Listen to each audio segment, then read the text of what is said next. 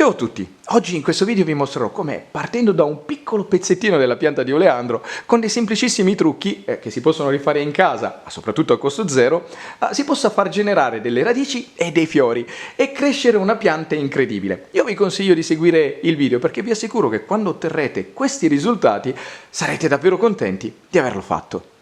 La prima cosa che occorrerà fare sarà quella di scegliere una piantina. Considerate che ai fini dell'esperimento non è importante né la varietà né tantomeno il colore. Quindi, una volta scelta, da questa prelevare dei rametti.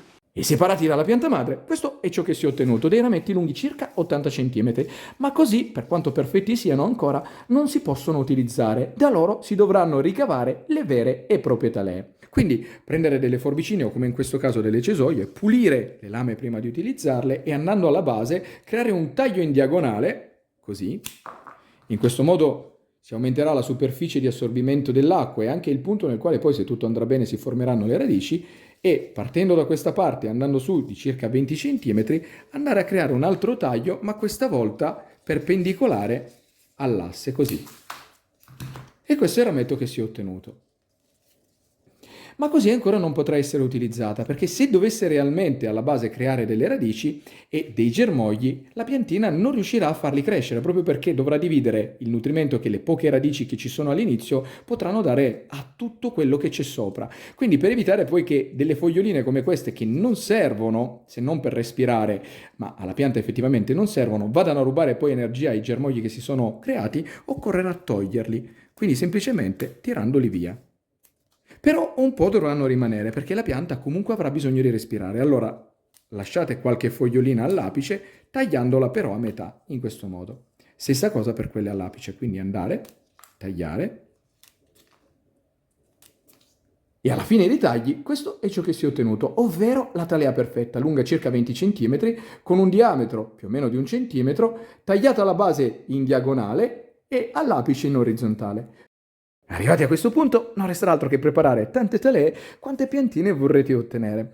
Io consiglio sempre di preparare più talee proprio per aumentare la possibilità di ottenere alla fine dell'esperimento realmente le piantine, ma considerate che questa è una pianta davvero molto generosa ed è facilissimo propagarla in questo modo. Quindi se ne vorrete fare casomai anche soltanto 2, io vi assicuro che la piantina la otterrete. E arrivati a questo punto, procurarsi un contenitore trasparente, anche il fondo di una bottiglia andrà benissimo, e riempirla con circa 15 cm di acqua. Quella del rubinetto sarà perfetta.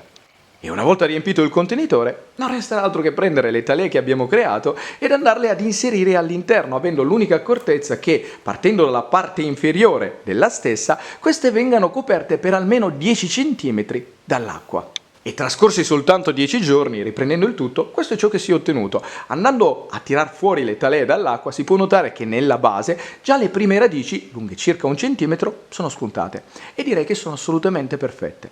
Il punto di taglio non presenta tracce di funghi, muffe o batteri, quindi sembrerebbe che almeno sinora tutto stia procedendo nel migliore dei modi. E il nuovo apparato radicale si svilupperà davvero tantissimo. Considerate che soltanto dopo altri 5 giorni sono nate tantissime altre radici e quelle che erano nate prima si sono sviluppate e sono diventate lunghe circa 5 cm. Trascorsi altri 10 giorni, riprendendo il tutto, questo è ciò che si è ottenuto. Guardate un po' come l'apparato radicale si sia perfettamente sviluppato. Le radici sono cresciute, quelle che c'erano, e ne sono nate tantissime altre. Ed in più, se si va a guardare, questa ha creato addirittura un piccolo germoglio. Eccolo qui. Questo significa che tutto sta procedendo assolutamente in una maniera perfetta. Arrivati a questo punto, la talea si potrà spostare tranquillamente all'interno di un vasetto con del terreno.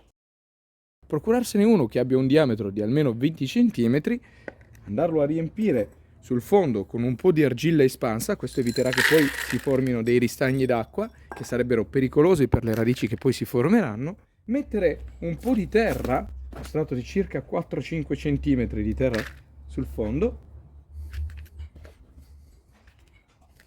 Terra andrà benissimo che sia del terriccio universale, soffice e drenante.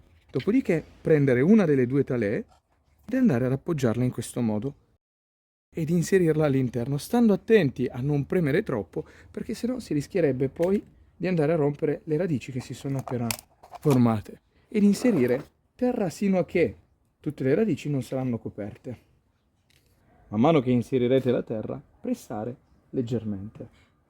Non pressate troppo perché sennò c'è il pericolo concreto che le radici appena formate si rompano. Alla fine dell'operazione questo è ciò che si è ottenuto, quindi un piccolo germoglio che si spera che poi cresca e la talea che insomma ormai le radici le ha fatte. Quindi non resterà davvero altro che bagnare il tutto molto abbondantemente e sperare che poi la piantina continui a crescere. Trascorsi soltanto 5 giorni, riprendendo il tutto, guardate un po' come il germoglio che era piccino, circa 2 cm, si sia sviluppato.